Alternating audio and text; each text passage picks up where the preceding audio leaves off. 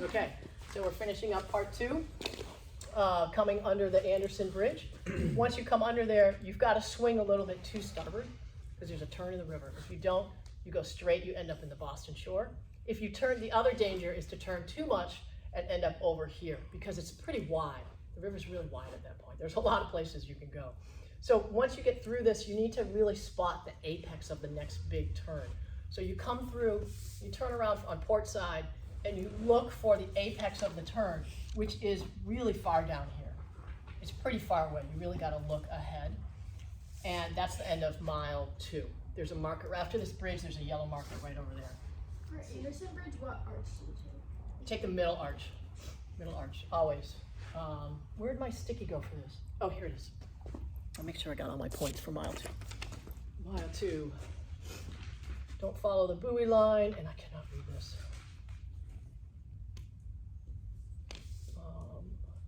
So if you're coxing, once you come through there, there's a white building on the right. If you follow, the apex is usually right at the right footing of that building. If you are in a single, sometimes you're like, oh, it's really hard to see exactly where it is, but you can see the white building. You can head towards that white building. Yeah, what's up, Danielle? So I thought on the Anderson Bridge you wanted to take the close arch. Why would you take the middle arch versus the close arch? The close arch, you mean by the boathouse? Yeah. That arch is open during a regular year. People row it all the time. It is closed for racing. Oh, so you want to take the closest one that's available? Yeah, which is the middle.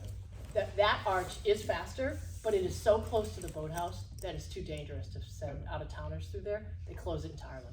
You can't go through it. Yeah, so you have to, it's a longer, that's why you have to go through it and take that little turn, because you don't have the inside of the turn there.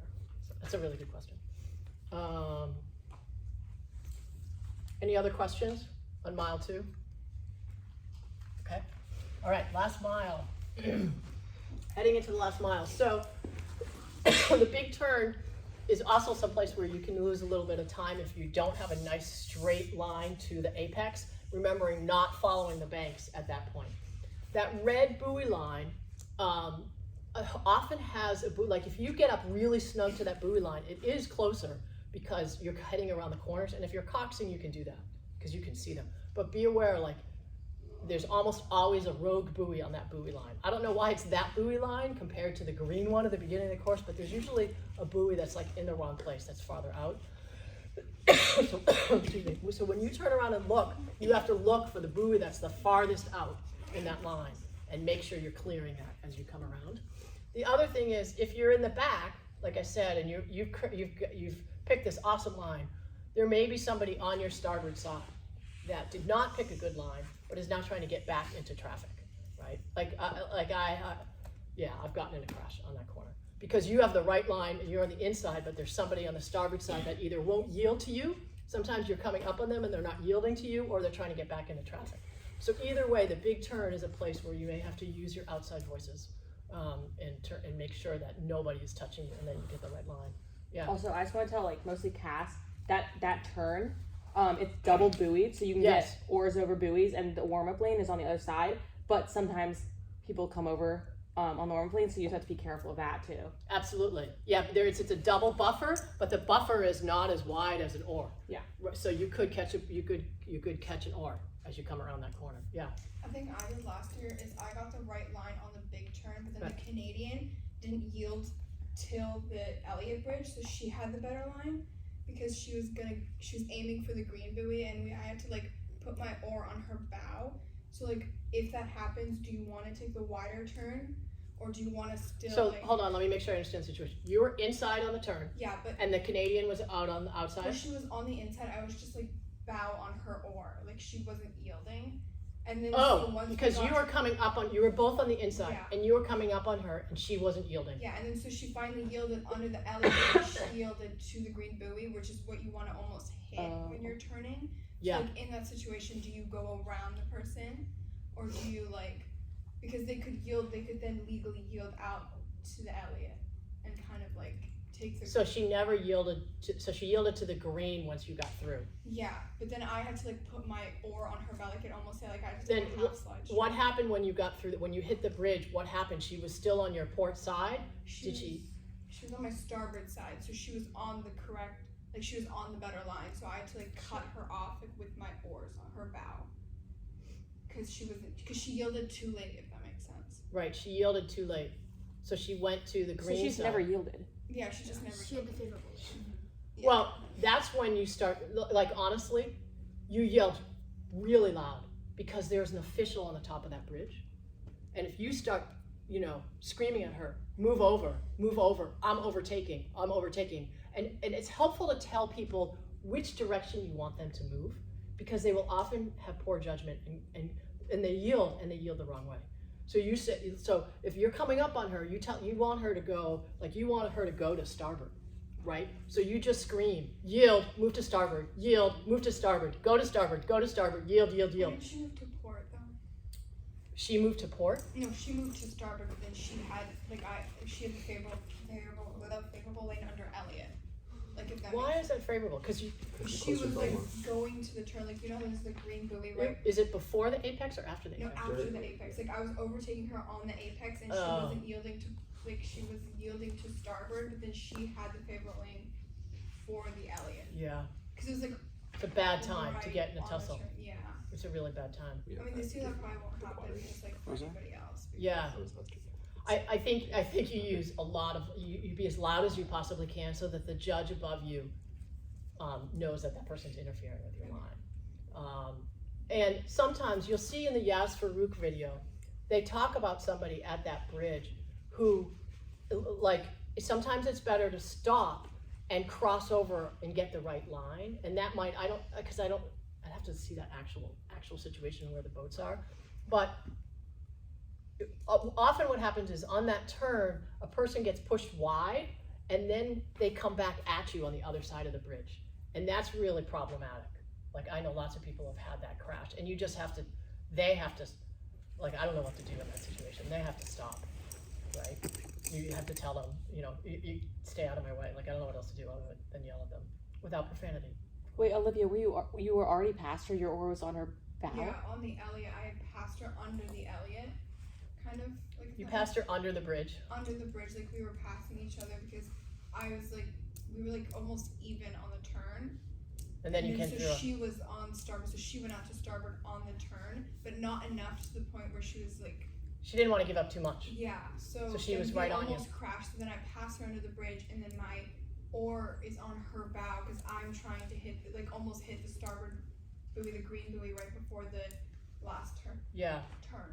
So I would say in that case, you hold your line, because at that point she could push you out a lot, right? Yeah, that's what I did. That's why I almost hit her. Right.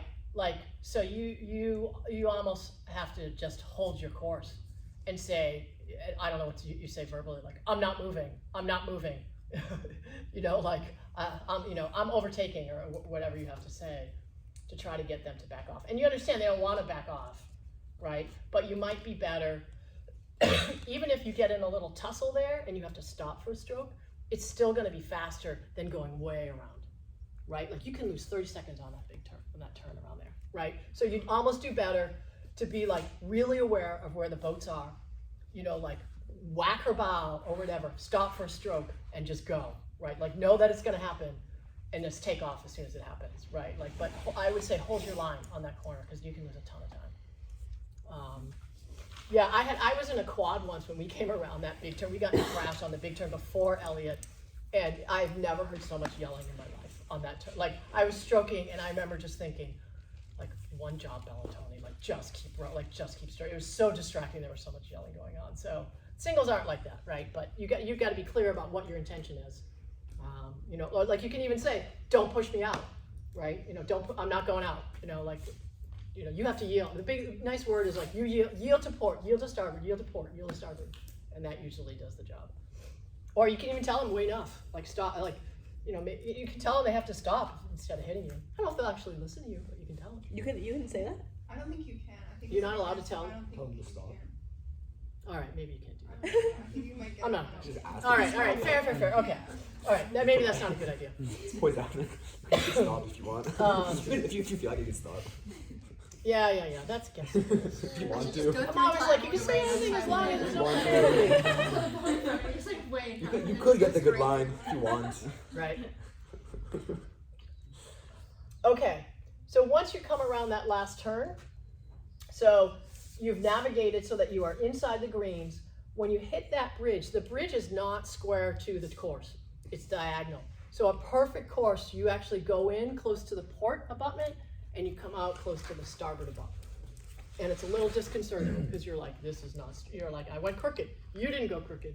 The actual bridge is crooked, right? So ideally, but you know, given traffic, like Olivia says, this is a place where traffic happens sometimes. As long as you get through that bridge in one piece, you're, you know, in through the middle, you're fine. Yep, Danielle? Would you take the inside or outside arch on the bridge? Always take that middle arch. Always. There are, you will see people, when you watch videos, you will see people that they're coming around the big turn and they're getting pushed out for whatever reason.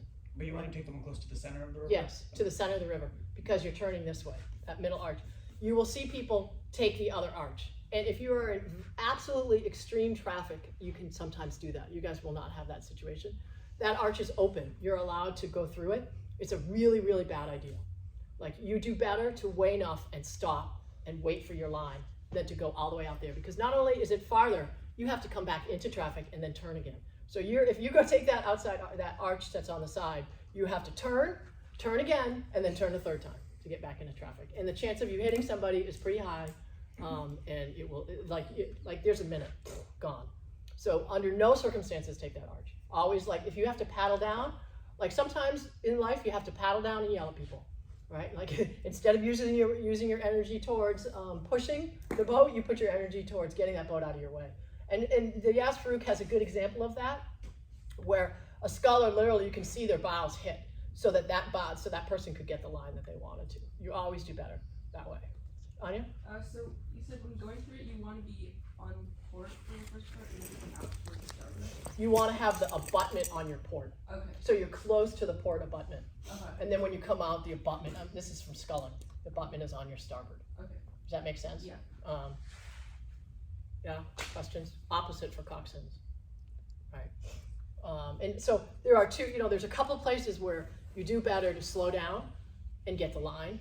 One is weeks, absolutely 100% weeks, and one is here. You do better to slow down, get the boat out of your way, and then take the right line. And last year, I was in an old lady 8. We started in the back. We had a ton of traffic. We had to paddle at weeks to get the line that we wanted at weeks, and we still won. We still won the event. So, like, it just has to happen sometimes. So, you just basically, you're like, okay, now I got a little rest. I got a little rest, and you just take that, and you just take off fast as soon as you get a clear route. Yeah, Olivia? So you go in on the port side of Elliott and you come out starboard? Yes, Okay. ideally. But given what happens sometimes, middle's okay too. There's what you want, and then there's what happens. And then you point for the green buoy, and that last year they said like you couldn't put oars over the buoy? Yeah, I don't think Yeah, you put 'cause they oars have over the the green. boathouse, There's a the dock dock, right yeah. there. Dock, so last year So there is a buoy line, I believe. no, there's I'll have to look at the video. It changes a little year. There are green buoy you point for them. there is a small line of buoys in front of the dock. So anyways, any other questions about that bridge before we move into the next piece, which you guys want to get to? This last turn, where is it here? So this last turn, you come out of the bridge, there is a dock right there, and there's tons of people cheering, and it's very close to the course. And there are some green buoys, but they're not always the most pronounced, that cut you off from hitting anybody on the dock. You don't want to be on those buoys anyways. Where you want to be, because you can actually ring your oar pretty easily on those buoys because they're just like an oar length away. You don't have to worry about the buoys right in front of the dock. What you want to do is turn around and spot the last green buoy. And on this map, you'll see the last green buoy is like circled. Right? When you practice, you have to find the last green buoy. That last green buoy is the apex of that turn. And on that buoy, it actually is advantageous to have your oar over it because you're coming around a corner. And there's nothing there but trees. It's past the dock, right? So you want to turn around. So you've been spotting on this side, right? You're coming around the big turn. You're looking on port. Once you get through that bridge, your orientation changes to the starboard side, and you want to find that last buoy and cut it as close as you can. Right? Yeah, Olivia? Last year, I think they said you couldn't put your oars over that buoy because it got really close to the dock and people were hitting it. I will have to double check on that. It's always been okay to up until, and I'm pretty sure that my boat did that last year, but maybe the years are. Yeah, Maybe a I new feel rule. like, I don't know. I thought it was so close, like a sweep oar would have hit the dock. But it's not at the dock. It's past the dock. It's like right at the corner though. Yeah, it's but it's not. It's like a little bit past. Okay. Let's find out the answer to that. Well, I'm sure we can find out the answer to that. Whether you're allowed to be whether you're allowed to be over or not over, you want to be as close as possible. Right? Yep, Daniil. Last year when I took the turn and I put my oar over the buoy, I hit a tree with my oar. So Yes. Is there like a place where you can go too far? Or So thank you for mentioning that. At that buoy, all of a sudden there's this brush, because this is how we know it's not at the dock, is there's trees that are out there, like there's trees that hang out over the river. And you should check it out when you're practicing and seeing what it looks like. But the classic course is your oars go right underneath those tree branches, right? You should be able to clear them. But know that they're gonna be there, right? They'll freak you out if you're like, I just almost hit a tree, but like that's a touch place. Like, okay, my oars are gonna go right under those trees.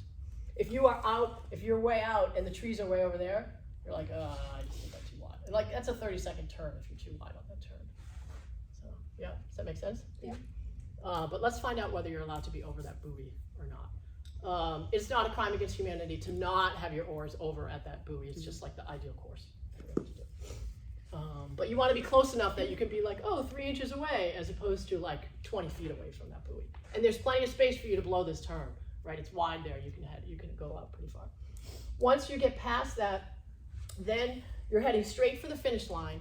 You'll notice as you come through that the tree side that you've been following kind of falls away a little bit. It opens up a little bit. So you don't want to, once you get around that corner, you don't want to follow the shoreline. You want to come out towards the center. You want to finish in the center of the river, closer to the center of the river at the finish line. If you follow the shoreline, you're going that way. It's just a little bit longer. So you want to finish at the middle towards the buoy line. So at that point, you come around the corner, you can look over your port shoulder and look for the finish line buoy and just like head for the middle of that, or head for the port side corner of it. There is a boardwalk. This is like at sculler level, there's a brown wooden boardwalk on the right side. Once you hit that, you have about 20 strokes to go. It's like the last 20 should be pretty straight. You know, you can take it up and do what you want. All right, let me check my notes to see if I missed anything here. Cut close under the trees. Move towards the center near the finish line. Boardwalk is about 20 strokes. That's about what we got. Any question on the last section? Any questions overall? I have one more thing for you. No? Everybody's course is going to be perfect. Okay, one more thing. I have a few key points that I wrote down. I think you know this in the safety rules. You need to yield to the outside when you're being overtaken. Right? You need to give them the better line. When you're overtaking, you can start yelling about 2 boat lanes behind. You can start saying, hey, get out of my way. And like I said, really be specific about what direction you want them to go. Because you tell them yield and they go the wrong way, then they yield in the wrong direction, then you have a problem. You cannot take the Cambridge Shore Arch at the railroad and at Anderson and Wells. So actually I wrote that down, Daniil, that answers your question. That you're not allowed to do that there. You can't take that arch. I think they closed it off again because it's too close to the docks. Only take the Cambridge side arches in the powerhouse stretch if you're in traffic, really bad traffic. I've done that successfully before, but it's not for everybody. Don't pass under the BU Bridge. Don't pass under Weeks Bridge. Don't pass under the Elliott Bridge if you can help it. I mean, it's wide enough to do it, but then you have line issues on the other side. Yeah. Right? Better to wait for that inside line. After you get through Anderson, don't get sucked into the Boston Shore. On that BB and N buoy, don't go too wide. These are all these don'ts. When you practice, make sure you row the course nice and slowly and look for all the markers. You don't do yourselves any favor by speeding through. I used to do some like mountain bike racing back in the day when I was young and strong. And you would have people literally walk the course on their feet to look for everything that's going on in the course. And then you ride it very slowly to understand what the course is about. So don't feel like you have to speed down the course. Look for your trees and your markers, because you don't have a chance to go back up and do it again often, right? You only get one shot. So you do better to like stop and look around. And that's frustrating for the strokes if you're in a double, but like too bad, so sad. We're just gonna have to deal. No swearing on the course. And last but not least, I have the quick sheet map. I don't know if anybody used this last year. Did you find it helpful? I did. Just in my bow, just in my. Yeah, was it helpful? Yeah. It was totally It was so helpful. helpful. So, it actually, did you see there was a Road 2K shout out about these? Yeah. Really? Did you see, and making fun of it? Yeah. Yeah, they said, they were like, we see an excessive number of maps, and they're like, but if you don't know the course by the time you show up there, that might be a problem, right? Like, okay, that's fair. But, so, because I have some friends who use these too. But the point isn't that you don't know the course, it is a shortcut way of looking at it, and it just takes off the mental load as you're rowing. You know where you are, but it reduces the mental burden that you have as you go on. Like, I've used this in the corkscrew, I've used this in a lot of different races. It's not that you don't know it, but it's keeping you on track. Like, check, like, you don't have to keep the map in your head because you have it right in front of you. It's one less thing to do. And this cheat sheet is useful. I guess it has to be this way. I have a coxswain view too. So this is the start line up here. And the buoys, what this says is you should follow the buoys. So if you see the green, you're like, okay, following the buoys right now. If you see an arrow, that means you have to turn around and look. Like, I have to look and see where I'm going. And then you pick up the reds. And then from here, this arch, you just have to turn around and look. So the arrow means turn around and look and get your point exact. The buoys mean those are the buoy lines that I follow, right? So really, it's a super great cheat sheet because you're like, oh, okay, follow the green buoys, I look, I follow the red buoys, I look, I follow the red buoys, and then here it was too small for me to do it, but it's an arrow. I think I'm missing that last arrow to the green buoy. And then once you get around here, they don't buoy this because there's trees in the way. Then you have to look for the finish line. I think I'm missing one little arrow from here to here. But it just kind of keeps you in check as you go. So like Wyatt said, what I do is this is like sticking. You lick it or you dump it in water and just put it on your stern deck and you can see it. If you're in a double, you just actually put it up on the shirt of the person in front of you.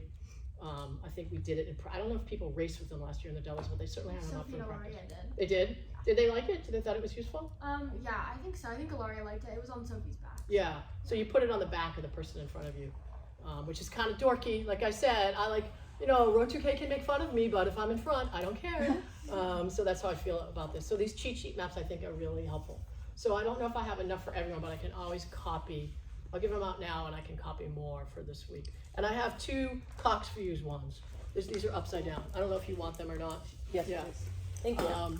These are harder because I guess you have to put them, what do you tape them up in front of you? Like you can't put them on the deck. So Yeah. I don't know how you guys will manage that, but you'll figure it out. So you should be able to look at all this stuff and it gets distilled down to this. And you know what, I didn't even put the boathouses. I put the mile markers. I didn't even put the boathouses or anything distracting. It's just like on the water, buoy line that you follow, have to look. That's it. The bare basics. Like if you don't know what boathouse that is, then no, that's not my problem. Right? The boathouse is not important. What's important is the buoy line or whether you're looking at the bridge or not. Right? Okay? Questions? Comments? Concerns? Anya, you okay? Look like a deer in headlights. What's up, Olivia? I don't know, sorry. It's like, is it the Weeks View Anderson? The Weeks View point for like the blue dome there? Like there's like a, I don't know, maybe. cause like when I watched the video, they like point for like this like, I guess building. Like a So blue- here's the thing, when you watch the videos, I'll send out some links. A couple things to be aware of. They say, point at the white building, point at the blue dome, but that's from a coxswain's perspective. A dome is way the heck up here. Am I gonna turn around and look up like that? I don't know where the dome is if I'm sculling. If you're a coxswain, absolutely. But for you, you need things that are at the water line. That's why I say like trees, buoys, those are the things that you're gonna use. Boathouses, they help you mark. So I can't answer that question about the dome. Maybe these guys can. I didn't point out a dome. Yeah. I just took the arches. No, I think you're absolutely right. But Yeah, all that is from Farouk's perspective, bow load or 4. Yeah. So that's not what we're doing here, please. It is helpful to watch some of the video that she has out because she shows you what crashes can happen, which is sort of helpful. But again, you guys are in small boats and you're out in front, so the chances of those happening are pretty small. But if you want it for entertainment purposes, there are lots of links about, oh, here's my Head of the Charles course, like watch my Head of the Charles course. 9 times out of 10, they're just terrible courses. Like last year I did a whole bunch of research on it. I'm like, that I'm like, I can't believe you're posting that. Like, that's a terrible course, and that's a terrible course. Like, I have problems with all of them. So I will give you. There's one that I have from our coxswain, like last year, the coxswain that I had that you met last year, Shirley? Leslie. Oh. No. Oh. Yeah, that walked the course with you. Yeah. Her course is second to none, and I have a video of that, but it's from 2021 before I was in the boat, but it's very shaky. So if you have patience for it, it at least tells you where the line. It shows you where the lines are. And the Yas Farouk one, she has good lines in there, but it's very interrupted. She's like, she does a bit, and then she's like, let's talk about it. Let's do a bit. Let's talk about it. And I'm like, well, that doesn't tell me the whole course, right? So I'll send you some links. But be aware of like a lot of the links that are out there. And the one that's official from Head of the Charles is from 2011. And like the shoreline's completely different than it was then. It's so old. It's like, it doesn't look the same. So it's sort of helpful, but not entirely helpful. So, Olivia?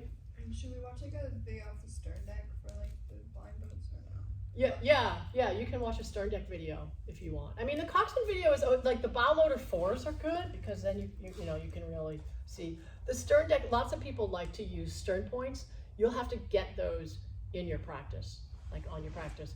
And I find stern points a little hard because they change. Say you're looking at the same thing. If you're over here, you're looking at that, but you're going that way. If you're over here, you're looking at that, but you're going that way. But what they're helpful for is to know how far to turn. If you're at a place and you got to turn around and turn around and turn around, like at that Weeks Bridge, there's a bench right before the Weeks Bridge. In my head, I'm always like, turn till you're pointing at the bench, right? So I find that to be really helpful for your turning, but if you're like trying to go in a straight line, looking at a stern point works for some people, but I find it hard because you can be 10 feet off and still looking at that stern point like, I'm good. You're not. You're like way off. So, any other questions?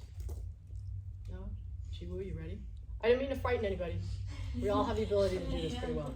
You guys are good steers. I have no qualms about it. You're gonna nail it. So. Okay, where are the 3 places that you can lose a ton of time? Anya. Weeks? BU, Elliot.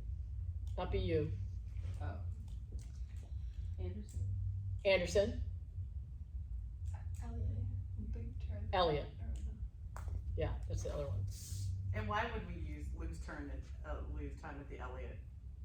Because you go too wide on the turn after Elliot. Yeah. What about before? Just Ending up on the CBC dock?